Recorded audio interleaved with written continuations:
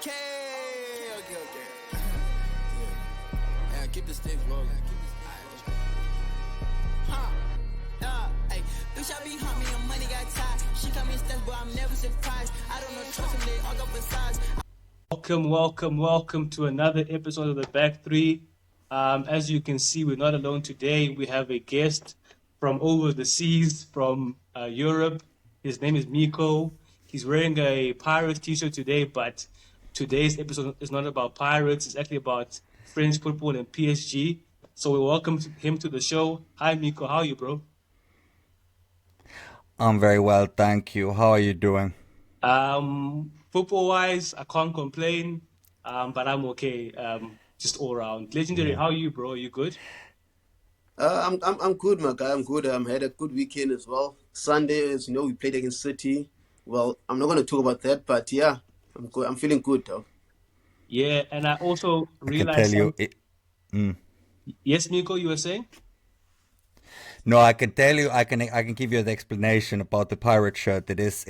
Pirates is kind of like I've been living in South Africa for 4 years, even though I was living in Cape Town more and whatever. But the first club that I kind of like came across when I came to South Africa for the first time was Orlando Pirates. So it's kind of like my team away from my team.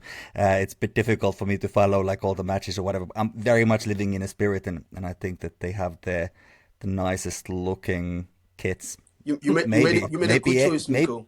You made a good yeah, choice. maybe anywhere, maybe anywhere. I'm kind of thinking that they might be the nicest kids anywhere usually. Nico, I kind of have a beef with you, because you're supporting my rival. I'm a Kaizer Chiefs fan, but we'll leave that one. We'll leave that one. You know what? I It actually always happens. It yeah, always happens in South Africa. it always happens. You know what I realized, Miko, just before we press the Mm? record button, is that all three of our teams drew this weekend. I'm a Man U fan, you're a PSG fan, of course, and Luando is an Arsenal fan. It was all draws for us this weekend. But we will get into that. Ah, We'd like to welcome you once again, my brother, to the Back Three. This is a space for all football fans, so it's lovely to connect with a fan from across the seas, from overseas, and also a fan of a different league as well. We've been keen on that and keen on having someone in just to tell us more, and bring us into that league as well. So without further ado, we're going to get into the show. Like I said earlier, you're a PSG fan. So that's our first question. Like, obviously, you can tell us where you're from, right? Where you were born, but also why Paris Saint-Germain? Why do you support that team as opposed to the bigger teams in Europe? bigger teams in Europe. Oh my goodness, which teams are those? I wonder. Um, no, it's yes. I am from Finland originally. This is where I've lived now, but I've been living here and there.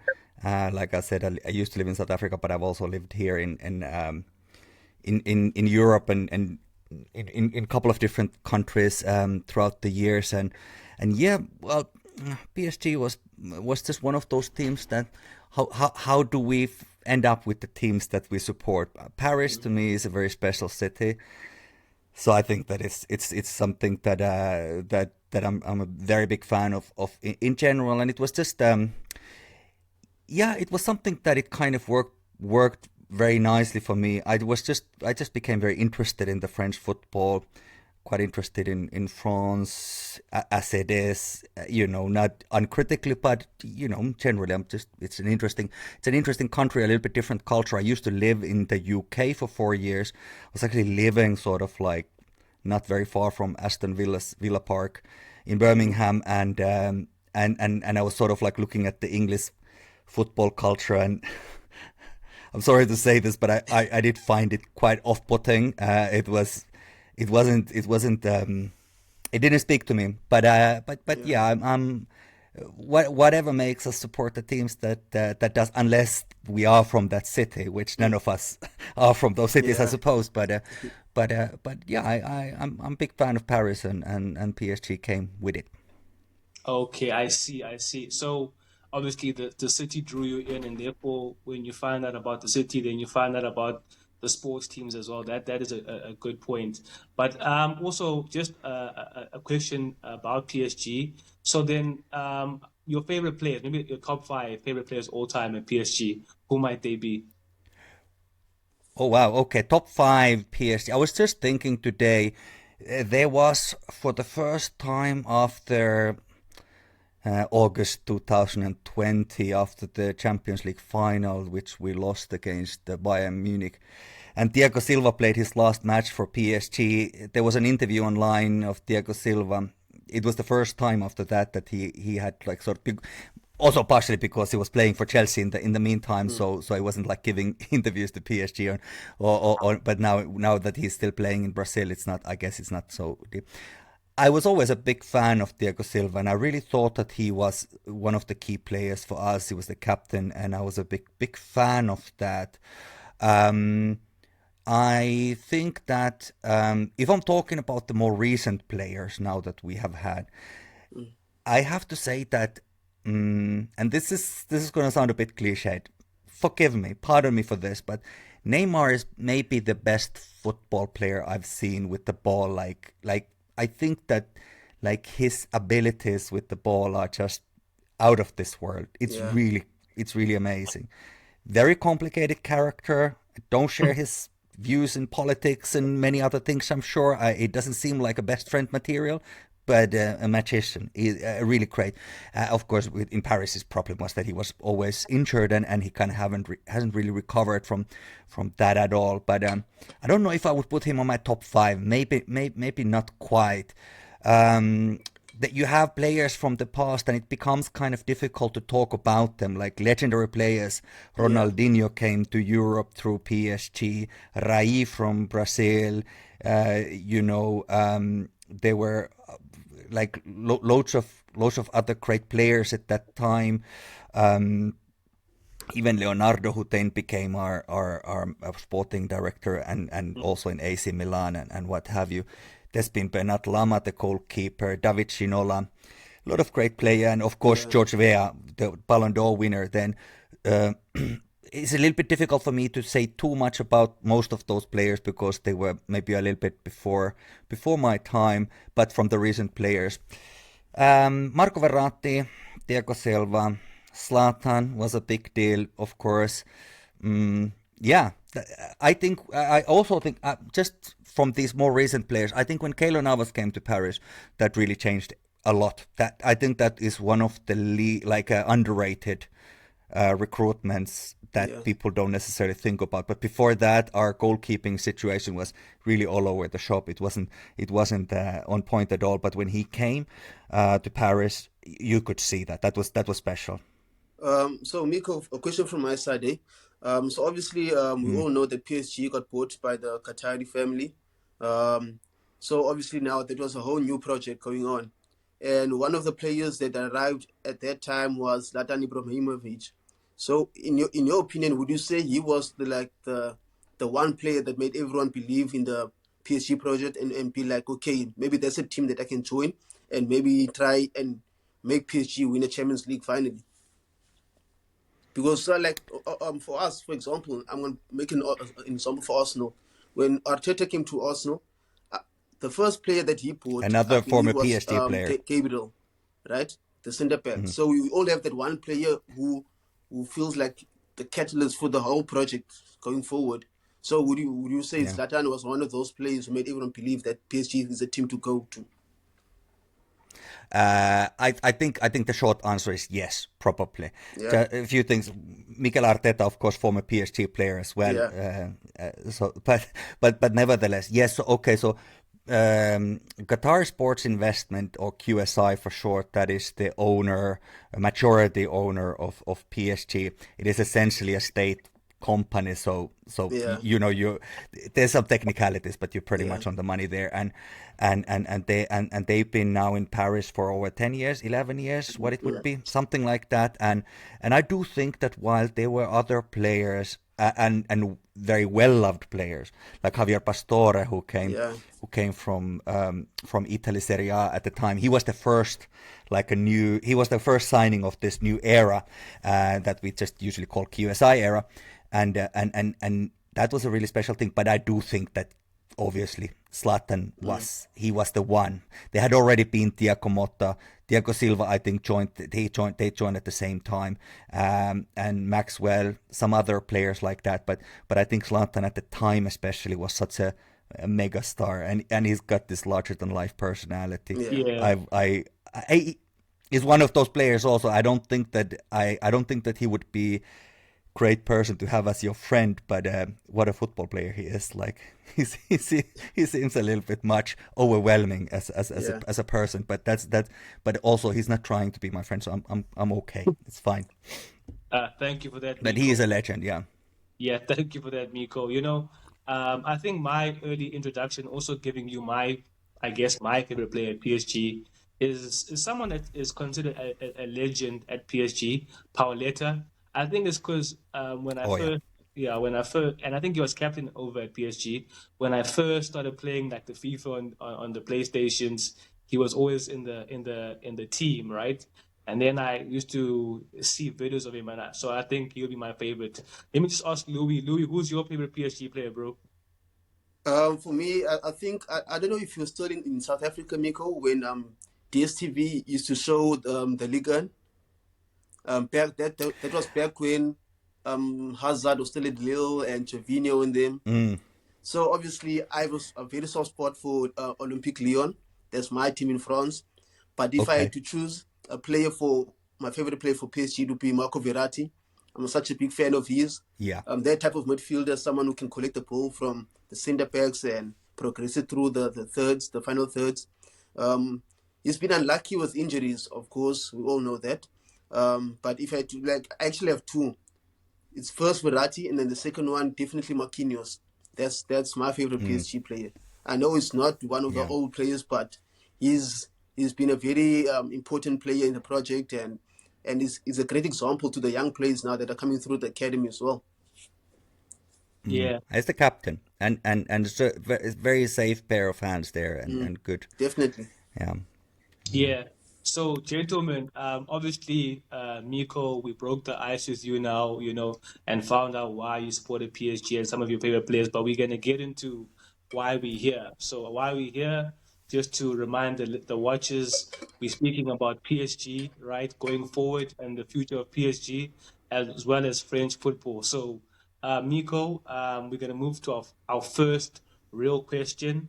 Right. Obviously, I take a keen interest in French football, but from afar. So I'll watch the big games like on stream because they're not available to us on TV. So I watched the Classique. I watched PSG versus Lyon. PSG versus Lille, which played a couple of weeks ago. I think before the international break. I watched that one. And I'm very happy with what I see so far. Obviously, this is what we call the post-Mbappe era. So obviously you've made your additions. João Neves coming in, a couple of players over from Brazil. Desiree Doué came in as well. And I forget the other names. But how Moscardo. what do you? Yes, Moscardo as well from Corinthians, I think, or Corinthians. Santos. Yeah. So He's already been loaned out. Yeah. So what do you make of your start so far this season? And are you happy with the additions that came in the big window that we just seen? I think so. I think the summer window was always going to be a little bit more complementary to last year. Last year was a big overhaul, and we had 10 players or whatever, a new coach, and like it was a lot of players left and a lot of the old guard left, and so 1 year ago we saw like a really big change, and this year was sort of like, okay, well, what were the things that still needed to happen? And of course Kylian Mbappe left, which is a kind of like a big thing, but I think that was, in my opinion, more maybe a liberation in a way. Not because he's not a great player, but he just didn't seem to care for the last at least half a year. It was very lackluster in Paris, so it was mainly frustrating to watch him to play, and also it was basically like his Euros. It was very nothing. But Yeah, I think this season we have a very interesting team. It's a very young team. We had a very good start for the season, like you were mentioning, and you know, against those matches, early matches against Lille and whatever. The first Champions League match now this last week, it was a win, if only just. It was a very nerve-wracking match against Girona at Parc des Princes in Paris, and a little bit not quite good enough. I would say that it was a little bit too nervous match. The same now with the draw that was happening. You already mentioned there was a draw in the weekend, so and that wasn't. It's a team that really Stade that we were playing against in the weekend. It's usually fairly good, especially against. They kind of rise to the occasion, but PSG wasn't playing well, and we are really struggling with the injuries at the moment. What I think is that we don't quite have enough depth. We have fairly good squad otherwise, but the depth is in some positions we have it. We have fairly good midfield, but now in the first 20 minutes of the season, Gonzalo Ramos, who is like, I'm really looking forward to seeing what he can do. Is a great striker, kind of like target player, very sort of traditional number 9. But he's had this difficulty that as good as he is in the Portuguese national team, he's kind of like in the shadow of Cristiano Ronaldo. No matter how he plays, he's gonna be in a starter. So you know, Gonzalo Ramos doesn't get his chance very much there. And the last season, the same thing in Paris was with Kylian Mbappe. So he's in some ways he's been compromised by these global superstars that need to be playing even for marketing reasons, which I think is a nonsense. But you know, it is what it is, and that. So I'm really looking forward to him being back. That's going to be sort of mid-November when he's going to be back. Yeah. That's a problem. Now, Marco Asensio also injured himself on the weekend, so he was a kind of like, you know, second kind of false 9. And Lucas Hernandez from defense, Presnel Kimpembe, 2 world champions. Very complicated situations with them when their injuries. So and now Desiree Doué, I think that he kind of like relapsed from his from the international break injury that he had with the youth team of the French national team. So that's and even Gianluigi Donnarumma is now injured for I don't know how for long. I'm not quite sure. So he also had a baby, so I don't even know like is he injured? I'm sure he's injured, like, you know. But it's I think the injuries are a problem. That's the concern, and how long they will take, because I don't think that we have quite enough depth, and I think that it starts showing.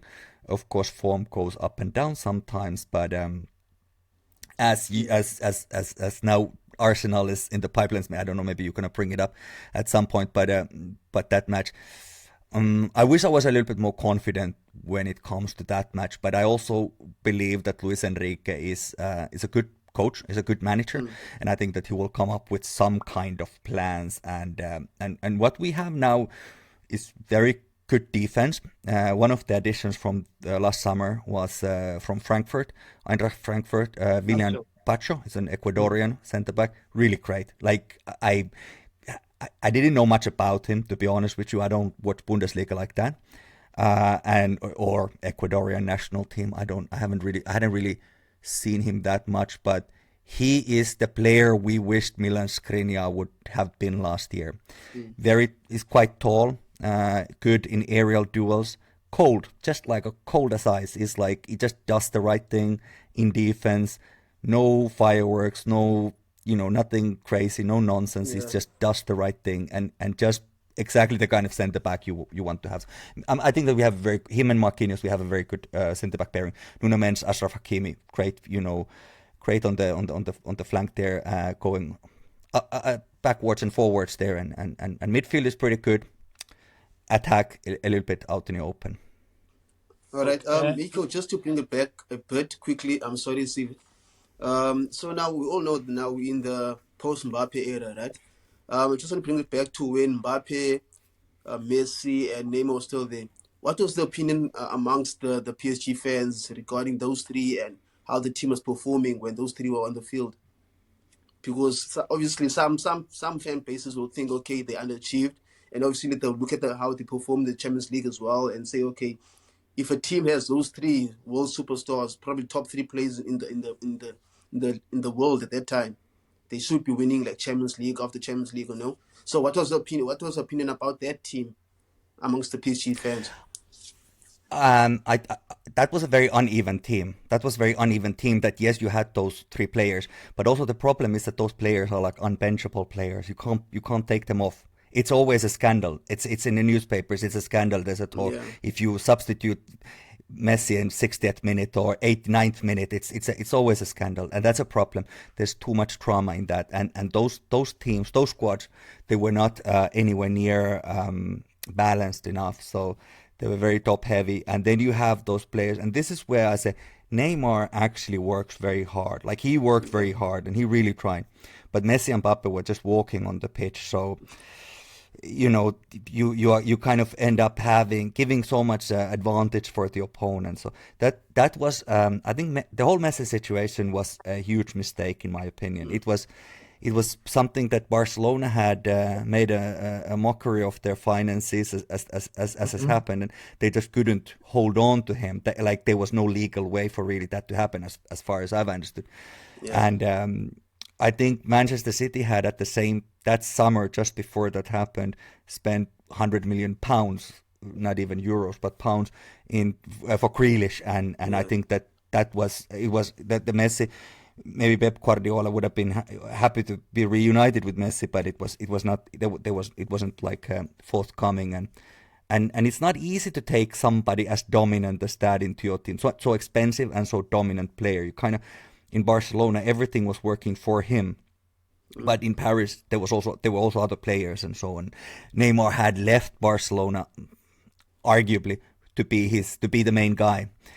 So how there were times that they were playing very well in the lead up to the World Cup. That autumn, we were undefeated for whole of that autumn before the World Cup in Qatar. That was very good, but I don't think that it was because of PSG. I think it was because of the World Cup, and then the following spring was terrible. Like it was really. It was very depressing time. Yeah. It was not fun time. So basically now it's fun to watch. It's fun to watch. There's a lot of fun things are happening on the pitch, and it's entertaining. I really enjoyed that. Because I'm saying that because me and Steve are always talking about, sometimes we'll touch on other leagues, and what's going on in those teams as well. So my opinion with Steve has always been why doesn't PSG just go with a Bayern Munich type of project, or the model of just maybe recruiting all the best talent in France and forming one team, so that those same players can go on as well and perform for the national team as well, just as the Spain did with Barcelona, Germany, Bayern Munich, and in the German national squad. So we're like, why doesn't just PSG just demolish the whole what do you call Galacticos, and just go with the young players and the young French players, talented players in those leagues? Yeah. Sorry. I think this is. Sorry, Yeah, Mikko. Before you answer, I think that's what we're kind of seeing now. Obviously, it's not that there's a French core at the charge of this new PSG project. Obviously, with players like Barcola, Dembele, Desiree Doe now. Presnel Kimpembe, if I want to mention him, obviously he's an older player as well, and Zahir Emery. They've got young French talent, right, and also the academy players. So I think they're kind of going into that, but Mikko will answer you further. Yeah, absolutely, and Randall Colomwani also now. So basically, out of those players that we have in the first team in. Warren Zay, Emery, and Presnel Kimpembe are academic graduates, so they're basically like our own players. There's a lot of other players from PSG Academy, Mike Magnan in AC Milan. There's Kingsley Coleman. There's a whole bunch of really great players that are coming from there. But at Christopher Nkunku in Chelsea, Moussa Diaby was in Aston Villa, but now he went to Saudi Arabia. Well, that's what he did. So there's been some really great players, Xavi Simons, that have been coming from there, from the academy also. But the reason why PSG doesn't do that is very simply what we call PSG tax. So basically that means that it's the additional 20-30 million euros that is added to the asking price when PSG wants a player. And now I think Ligue 1 is having a lot of financial struggles because of the TV deals are very complicated, and obviously they are so much smaller than in for instance in English Premier League, which of course is it was built on Rupert Murdoch's pro-war media TV money, but such is football. Like said, the owners of the clubs and all of these different things, such as they are. So now Desiree Doué was a good example. There was an interest reportedly from Bayern Munich, but he chose to come to PSG. We start to be one of the ways, and this is going to sound really like all the supporters of other French club would hate to hear anybody say, especially a PSG supporter, say something like that. But we start to be like the way to keep these players in Ligue 1. Like otherwise, they're just gonna go to some other league. Like if we want these best talents to stay and remain in Ligue 1 and in France, it's pretty much us. And there's kind of like the second layer of players. They will go to some other they can go to some other countries as well. But every year there's brilliant players who are leaving French league. Even this summer, again, there's been some really good players that have left, and it's been kind of sad to see. Keprem Turama from Nice. I really was hoping that he could have come to Paris, but he's gone to Italy now, and Lenny Yoro was of course went to Manchester United, so that was somebody who I would have been very happy to have in Paris, even though apparently they had some inside information about this fragility. But nevertheless, his last season was really amazing. Like he was really great. So. So that's the challenge. I don't know if I've answered the question, but basically PSG tax. Yeah, it's in Bayern Munich. The players are sold for far less. Like there's a system around that. In France, it's exactly the opposite. It's like it's made extra difficult, which I understand. I'm not asking for freebies, by the way, but so I'm not like complaining. I understand it, but at the same time, it happens. But now that you do say that there is a PSG tax, because even with the Mbappe deal, like he was expensive when he came to you guys, as well as this the latest recruit Desiree Doué, like it took time for that one to go over the line. It almost was like transfer deadline day when you got him over the line. So it does make sense. So there is a PSG tax, that you speak of. But I wanted to ask you, like. Obviously, Louis, legendary, he spoke about the big three of PSG and the noise that they made with the media, and asking why they're not playing at times and why is there no cohesion. But let me ask you about this: is it now refreshing that the noise and there's like a calmness around PSG now? With Mbappe being gone, with Neymar being gone, and Messi as well, is there a calmness, and are PSG fans now unified, in the future now and going forward? Yes, the calm is a wonderful thing. It's so much nicer when we are kind of like lacking the drama that all those superstars maybe brought. It was sort of like to amplify the importance or how they were dominating the whole conversation. I think that our PSG fans united never. I think never. The supporters are always at loggerheads with each other in some reason or another. I think that basically there are people who are looking at this more as a project. Whatever happens this season, we don't know. I would be very surprised. Like even last year, I was quite surprised. I wasn't necessarily expecting us to go as far as we did in the Champions League, but that was of course also partially because for once we had a quite favorable draw in the knockouts. Of course, the group stage, it was the group of death, as it always is.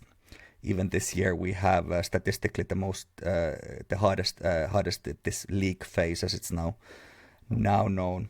So there are all those things to consider. Some people are thinking that we should have had a better number 9. So there were a lot of people who were thinking that we should have gotten Victor Osimhen. That was one of the things maybe I think that was dividing a lot of opinions. A lot of people were saying that we should have that. Personally, I wasn't very much pro that because he would have been obviously incredibly expensive player in that price range that you can't keep him on the bench. It would have kind of gotten into that same level.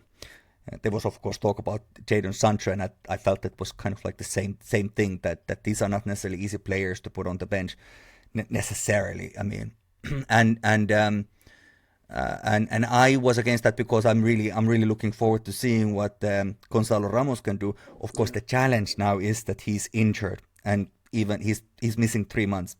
We're sort of like getting to halfway to that 3 months. So there's still some time that he's going to be away. So maybe the problem is that we don't really have a backup number 9. We have false 9s, Marco Asensio, who also is now injured. Randall Colomuani, what is he really? He's not really like he's not a target player as such, but he's a good forward, but he just needs a system around him. Yeah, Mikko. So I think that basically. Before we go on to the next topic, I just want to also commend the job that Luis Enrique is doing. Obviously, everyone knows he's a good coach, but taking PSG to a semi-final, for me, it's an incredible feat. Obviously, the expectation is always PSG must make the final, but we have to be realistic about it, I think that was commendable. I think it was his first season. So I find that was amazing.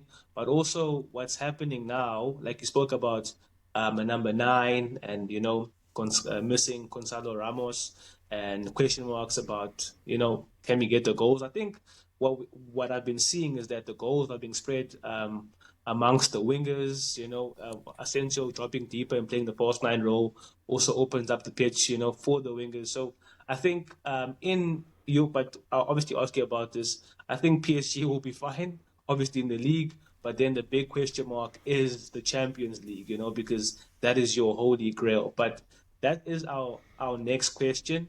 Our next question is, what are fan expectations of PSG this season in this post-Mbappe era? Because you can't forget that Mbappe did leave the club. Yes, and when you have a player who Mbappe scored last season 44 goals, I think that sort of, and I think 10 of them were penalties. So he missed a few of them as well. So I think that it would have been more or less those penalties would have been scored by anybody, plus minus 1 or 2.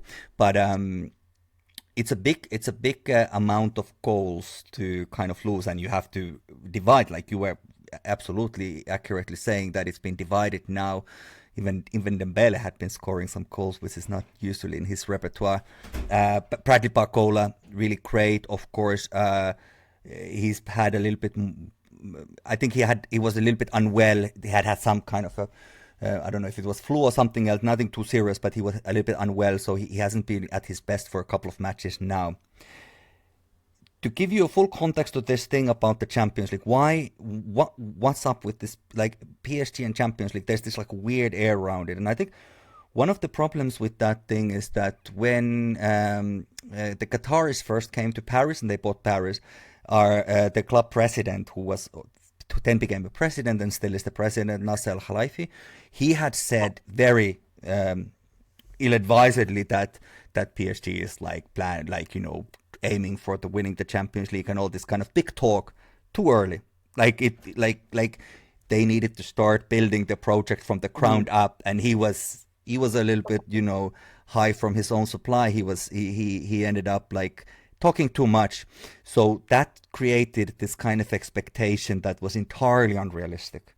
Even when you talk about last season, I don't think that any PSG fans were really thinking that PSG would even get that far. And the thing about that is that when you are, usually we have pretty terrible luck when we get very difficult draws.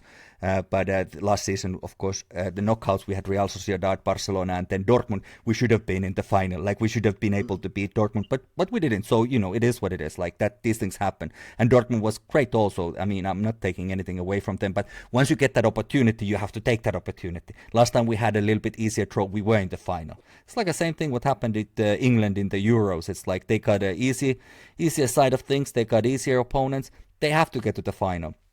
Then it's question that can you finish the business when you're in the final? But that's another thing. Then, I think that it's difficult to have any. For me personally, I don't have usually any specific goals. My only goal for Champions League every year is to have a good run, whatever that means. Because if you get an easy draw, then you have to take care of it. But then if you have to play the first knockout round against Manchester City or Real Madrid and the referee, then it's it's difficult. Like, anything can happen. But then, like last season, we got Real Sociedad. Then of course you have to you have to take that opportunity and deliver. So a lot of luck. It's about injuries, which have always been a challenge, really, and also you might have a suspension at the just in a bad time, a key player having too many yellow cards and missing the very important match.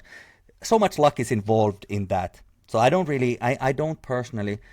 I think it's a great competition, but I don't. I think its importance for PSG has been overinflated for wrong reasons. I think that the starting point has to be, for instance, like the 2 seasons that Messi was in Paris, PSG didn't win the French Cup, the Coupe de France. PSG didn't win them. Wow. Messi has never won Coupe de France in two seasons, which to me was like embarrassing, because that used to be like, even before PSG won the league, Coupe de France was like our competition. Like that's PSG's trophy, really.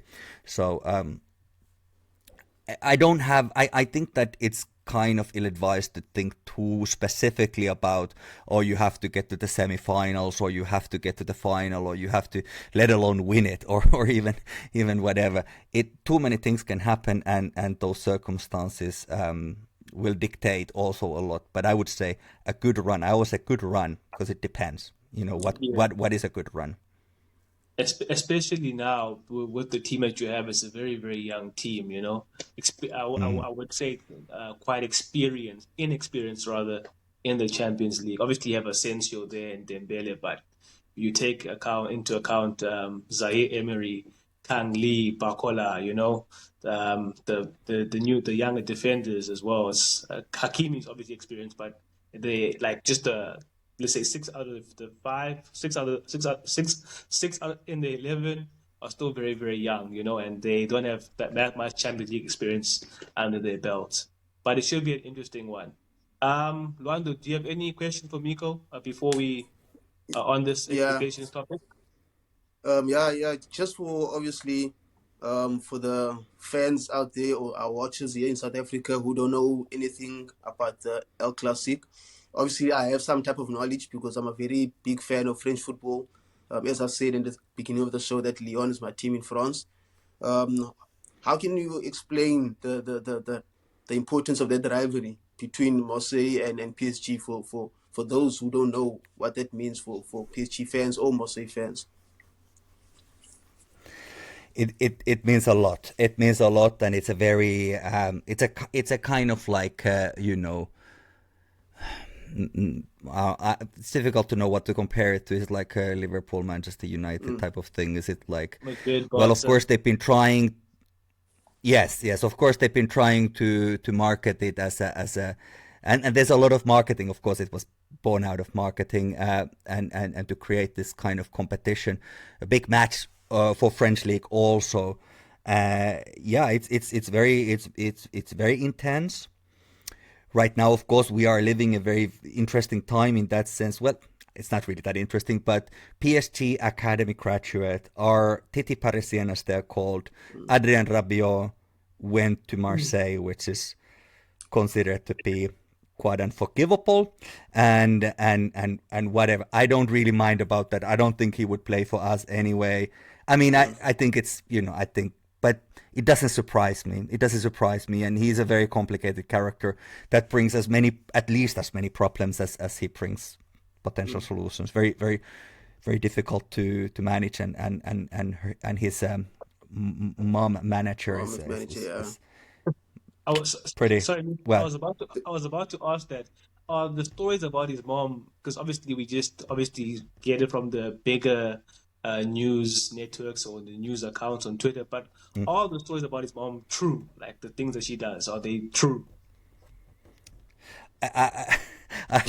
Broadly speaking, yes. I don't know what specific ones you're talking about, but she is she's quite something. Yeah, she's quite something. Let's just say that I was very happy when he left Paris, mainly because because it was just unstabilizing factor, and to have somebody like that, and also like the ego is completely inflated. It's really ridiculous. So this thing has now happened, and Marseille actually they've changed the whole team, and they have quite a new they have got a new project. Of course, I think my opinion, very embarrassing, but I would say this would be my opinion. But I think that some things are bigger than football, and I think the fact that they hired Mason Greenwood and gave him like number 10 shirt and whatever, to me I think that is just wrong, and I think it's bad for French football, and I think it's bad for French league.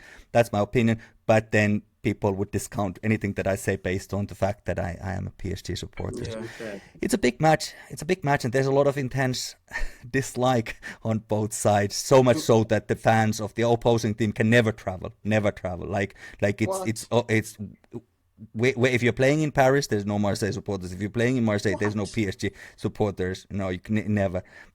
It's that's hectic. It's not happening.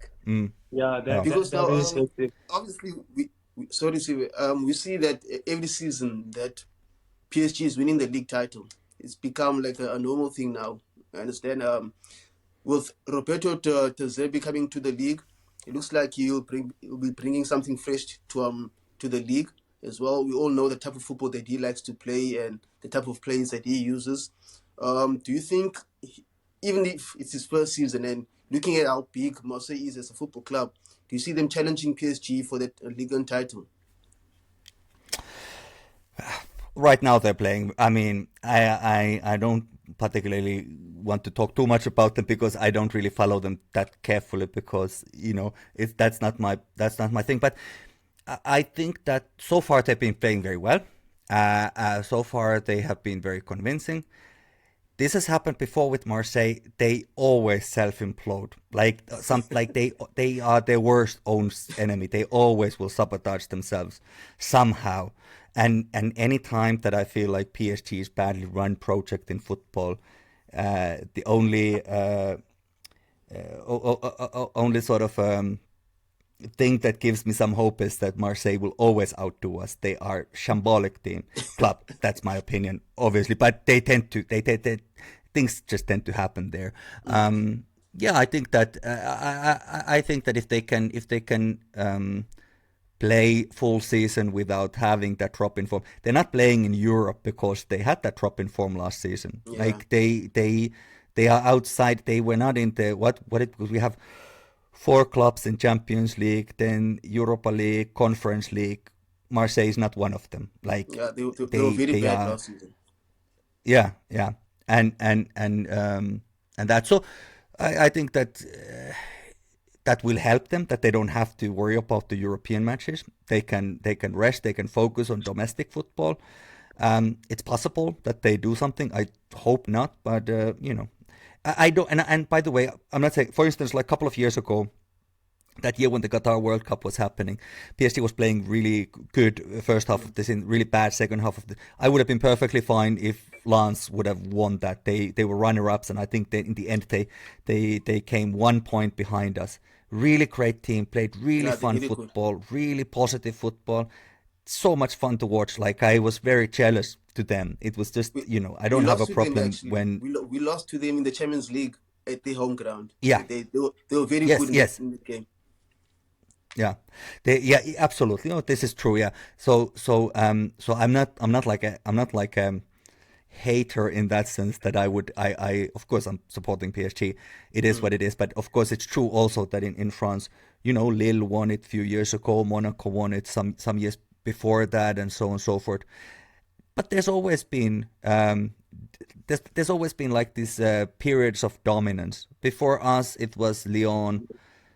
Then there time when it was Marseille. It's the same thing. It can happen. Like not many years ago, we thought that Juventus will just win Serie A every year, and there can't be anybody else who will ever win it again. So it happens that the change comes, and even Bayern Munich didn't win the Bundesliga last year, which was quite a remarkable turn of events.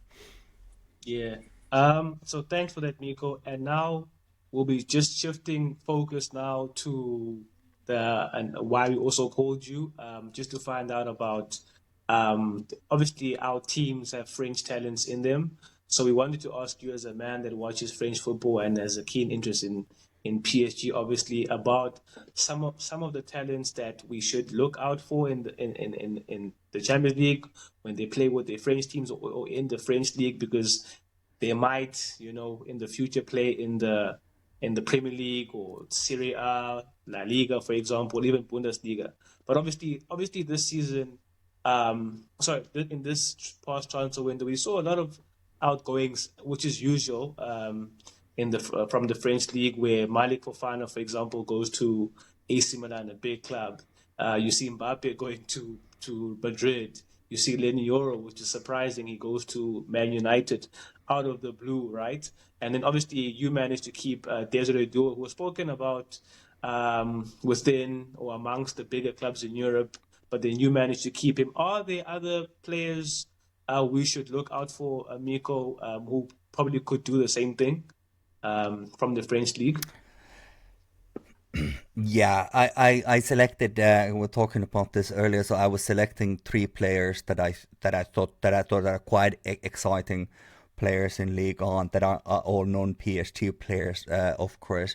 And the first one of them is Magnus Akliouche from Monaco. He, of course, scored a goal now against Barcelona when Monaco beat Barcelona in the Champions League in the match day 1. He's 22 years old. He was playing at Thierry Henry's Olympic team and in the youth national team, also an Algerian citizen.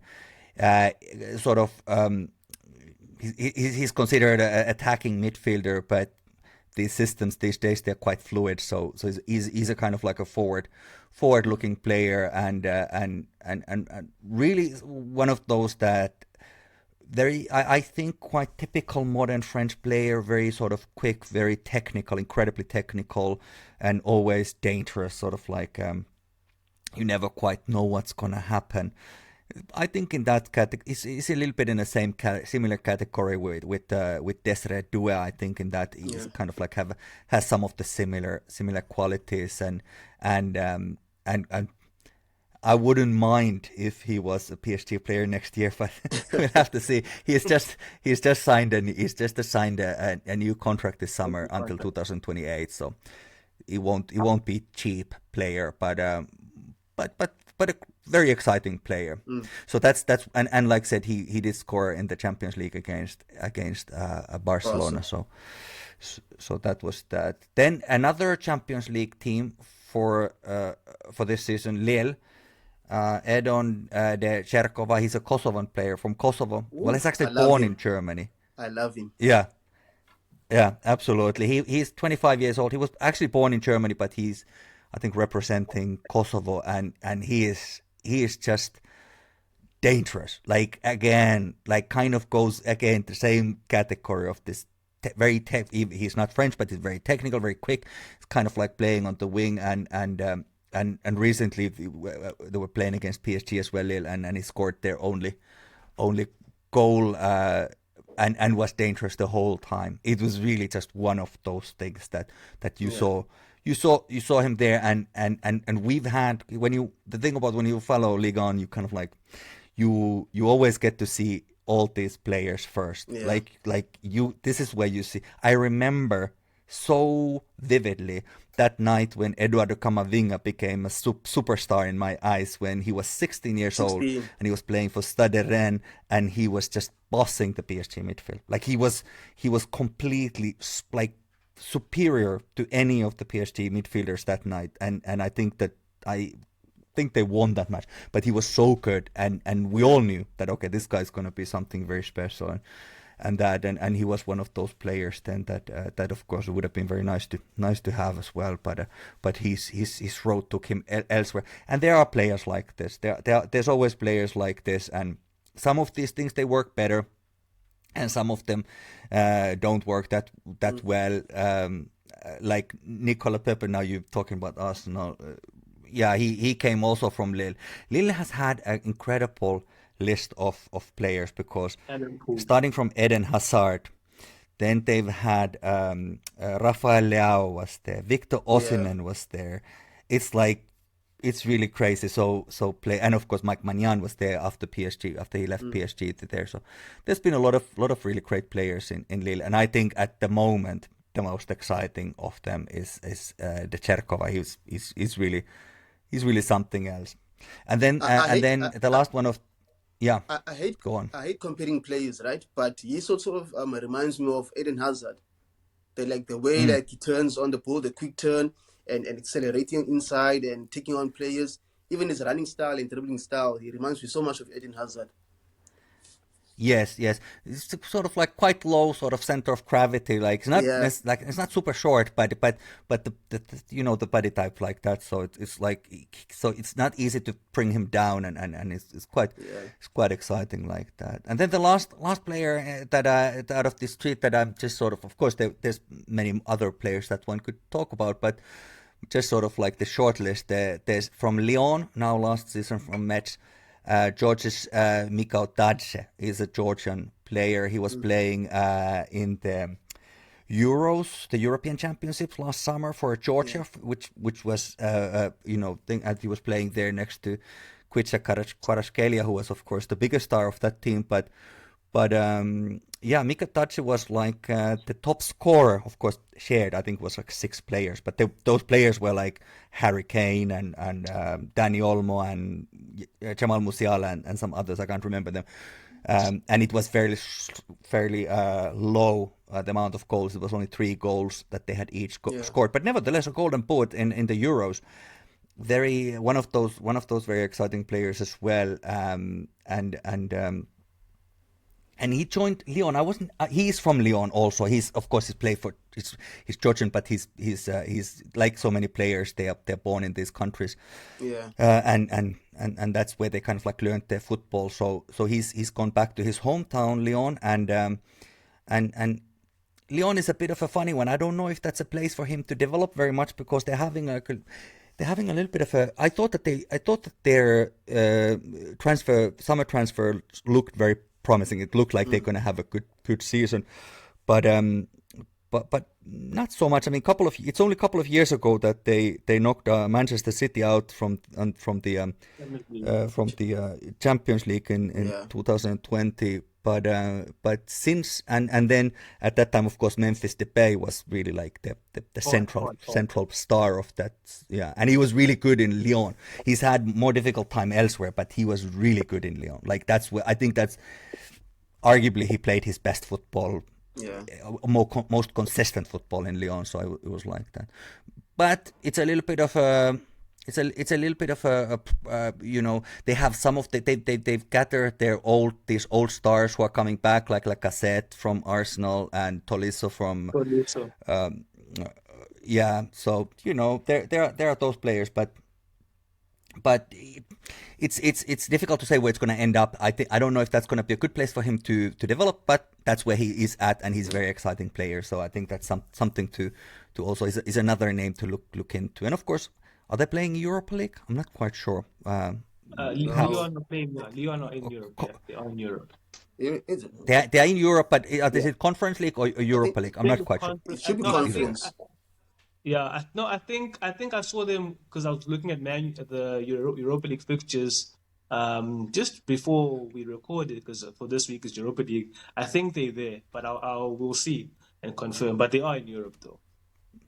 They are in Europe. They're definitely in one of those competitions, but not in Champions League. Yeah, the two other ones, I'm not sure. Yeah, Miko, I wanted to actually say and to commend French football, because as much as PSG wins the league, you always have a team or teams rather that are okay. Maybe it's a negative to the French league, right? That have players that are sold, for example, to the bigger leagues. A couple of years ago was Monaco, right? Marseille will always be there. Lyon has players that they sell, like Lukeba, who's over at Leipzig now, and Stade Rennes as well. They Kamavinga, for example. So it's always, for as much as PSG dominate the league will always produce amazing players and who go on to be very, very good players, and they sell them for big fees. So I mean, from a business standpoint, those teams do their job, or they are like, okay, cool. Obviously, our goal is to make Europe, because I mean, winning the league might be a stretch, but also selling for profit is also a thing in football nowadays. You can't forget that football is played on the pitch, but there's also a business aspect to it. absolutely. And I really think that that one of the things about Ligue 1 that I think is a misunderstanding by many people is that PSG has won. It is true that PSG has won the trophy many times in the last decade or so, and it's been very dominant. There's been few other clubs that been managed to win it here and there, but the matches are not like PSG doesn't win like matches like 5-0 all the time. It's a very physical league. There's so much speed there, very fast players. I think I can't remember. It wasn't necessarily at the end of the season, but last season, Kylian Mbappe, who's considered to be like this like speed merchant or whatever people would call him now, he wasn't really in the top 10 of the fastest players in Ligue 1 on last season. Partially, maybe this might not have been at the end of the season. It was at some point of the season they had those. I can't remember now precisely. Granted, he wasn't really trying to run very hard last year. Anyway, but nevertheless, he wasn't part of that thing. So it's a very exciting league. They call it League of Talent. So that's kind of like reference to the fact that a lot of those players are coming from there. But I think it's a very hard fought league, and the idea that is around it is a little bit misleading. The matches are usually much more tight, and the league is usually much more tight. When Zlatan was there were some years that it was like over very quickly. But every year there is some team that can make something happen, and like I was talking about Lens, that I've been so impressed by. Now they have this Will Still, the coach, which is also a young, exciting coach that a lot of people are talking about. So it's a lot of attacking football from them, but of course they've had to also sell some of the players. But nevertheless, a good solid side, and I think that they can do something. So that was one of those teams a couple of years ago, and they only they were only promoted to Ligue 1 not very many years before. I think few years before they were practically should have won it. I would say they could have won it. I think I could not have complained if they would have won it that year. And also, Mikko, the Champions League clubs are not always constant. It's always changing. Like, for example, the big clubs like Lyon and Marseille, for example, now they're not in the Champions League. That's what I like about the top four there. It's always changing. Obviously, PSG is the constant, but you can't predict it. If season in, season out, you can never predict who will make the Champions League. Obviously, PSG will be there, but the other three teams that you can, like, you may make a prediction, but you probably be wrong. This is a very good point, and it's funny because this is something that especially Lyon and Marseille always complain about, that PSG has more money and it's unfair, which is true. PSG has got a very wealthy owners, and therefore there is a bit of a sizable leg up, there. But then they are the next in line. So technically, if money was the only thing that would decide the order of things, it would be just the wealthiest clubs in order. They would have to be, the second and a third every year in and year out. This has not been the case at all in a very long time. So one of the things, like for instance, this season, one of these great stories is from the last season, but from this season in Champions League, Brest is playing and they won their first ever match in Champions League. This is not a big place. This is not a team that is built for Champions League, and yet they have great coach. They've done amazing work. Really difficult team to play against. They are very the press is intense. They are very quick. Like these kind of stories, they're coming from there. And unfortunately, then when great players come, they usually then eventually have to be sold because for financial reasons. But there's these stories, and they're really great, and they can go up and down. And these are not the same clubs every year. They are like they've really changed. So there's a lot of excitement there. I understand that some people are like considering it like really a done deal before the season starts. This season, I think that we have, right now, after however many matches, 5 matches, there's 3 teams in even points. We are leading the league at the moment with a goal difference, not with points. So there's Marseille and Monaco with the same points. So basically all wins except 1 draw for everybody. So. Yeah, I think Mikko, Louis, do you have any last thoughts, my brother? yeah, just a last question from my side. Do you guys, does PSG have like some type of hatred or anything like that, or like a rivalry with Paris FC? Yeah, I mean, it's a complicated question, and of course, they used to be. There was people always talking about how PSG is a young club. It's just over 50 years old. There were other clubs there, and then they merged together in back then in 1970, and then but Paris FC also went on its way again. I think for some of the older people, maybe local people, there might be some, but PSG hasn't really played against Paris FC in a very long time, except in the women's football, which I also follow quite closely, PSG's women's team. So in there that exists. I don't know if it's a big rivalry. I think the big rivalry is against Lyon in women's football, but yeah, they just don't play against each other. They don't play against each other. And now, of course, Paris Red Star is doing also they have a fun campaign happening and going on, but they're not in the Ligue 1, but you know, they're working their way up now. I think it could be a bit like Bayern Munich and 1860 Munich. Like it's a team that's there, basically, you know. Not yeah. But I think Mikko, we'll wrap it up there. You've answered all our questions. I've gained a lot of insight into French football. I think Luando has done the same. We would like to thank you also for, you know, we've been talking about doing this one. I really enjoyed it. I think Luando really enjoyed it. Luando, have you got any last thoughts, my brother? Just a quick prediction: PSG versus Arsenal. Oh my goodness, yeah. I don't know what's the form? What's the Arsenal form at the moment? Odegaard is Odegaard going to miss the match? It's unbeaten team. It's coming back November.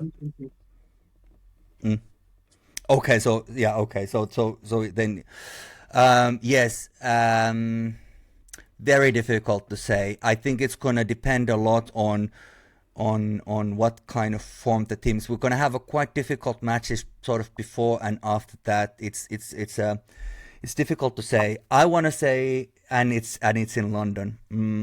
It's going to be very tight. I think that but I'm going to have to say I'm going to go with PSG win 2-1. Okay. Whether it's true or not. I mean, it's a prediction. What are you going to do? Sue me if it's wrong. So it's, you know, I'll go with my team. You know. Yeah. So we'll wrap. What do you think? So Lou, if I may ask.